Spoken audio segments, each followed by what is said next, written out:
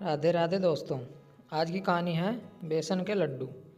पूजा 2 लड्डू खाने के बाद और लड्डू लेने ही वाली थी, तभी उसकी सास हेमलता जी उससे गुस्से में बोली, बहू, तुमने 2 लड्डू खा लिए, तब भी तेरा पेट नहीं भरा, अब और कितने लड्डू खाएगी?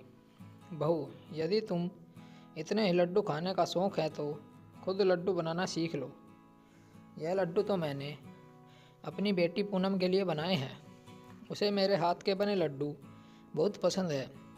आज शाम को वह मुझसे मिलने के लिए आ रही है, तो मैंने सोचा उसके लिए बेसन के लड्डू बना देती हूँ। तो मैंने उसके लिए बनाए हैं और तू स्वाद लेकर खा रही है। सास की बात सुनकर पूजा का मन दुखी हो गया और उसने उठाया हुआ लड्डू वापस टोकरी में रख दिया। पूजा को भी अपनी सास के हाथ के बनाए लड्डू बहुत पसंद थे। उसकी ननद जब भी मायके आती तो उसकी सास उसको टोकरी भरकर लड्डू बनाकर देती थी। पूजा घर का काम करने के साथ साथ खाना बनाने में भी निपुण थी। उसे तरह तरह के व्यंजन बनाने में बहुत मज़ा आता था। उसकी सास उसके हाथ के बने व्यंजन बड़े चाव से खाती थी। जैसे भी कभी वह पूजा को कोई नया व्यंजन बनाने की फरमाइश करती, पूजा खुशी से बना देती थी। पूजा खाना बनाने में निपुण होने के बावजूद उसे लड्डू बनाने नहीं आते थे।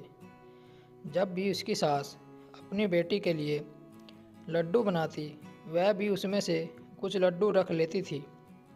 एक दिन उसकी सास ने पूनम के लिए लड्डू बनाए तो उसे लड्डू इतने स्वादिष्ट लगे, उसने 3-4 लड्डू उठाकर खा लिए। तभी उसकी सास ने गुस्सा होकर उसे डांट दिया।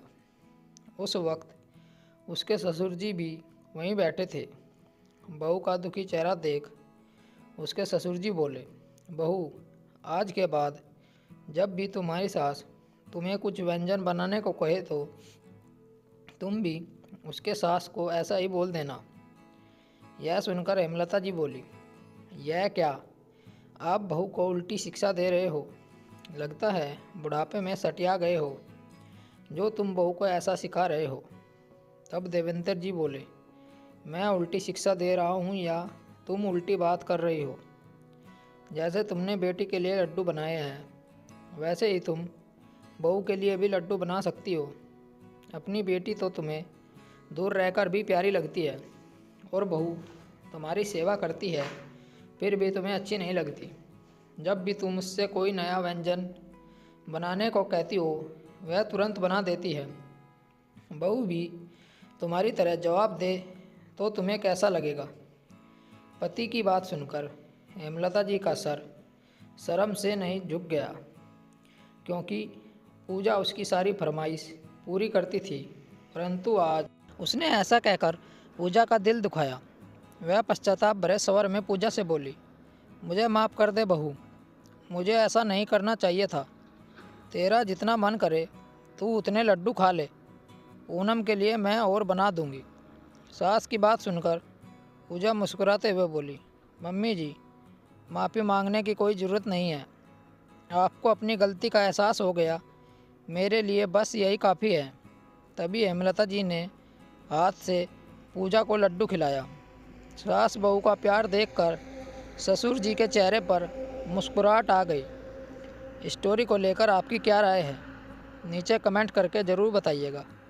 ऐसी ही और बेहतरीन कहानियों के लिए हमारे चैनल को ज़रूर सब्सक्राइब करें। मिलते हैं आपसे एक और नई कहानी के साथ, तब तक जुड़े रहिए हमारे चैनल के साथ। कहानी सुनने के लिए आप लोगों का बहुत बहुत धन्यवाद। राम राम दोस्तों।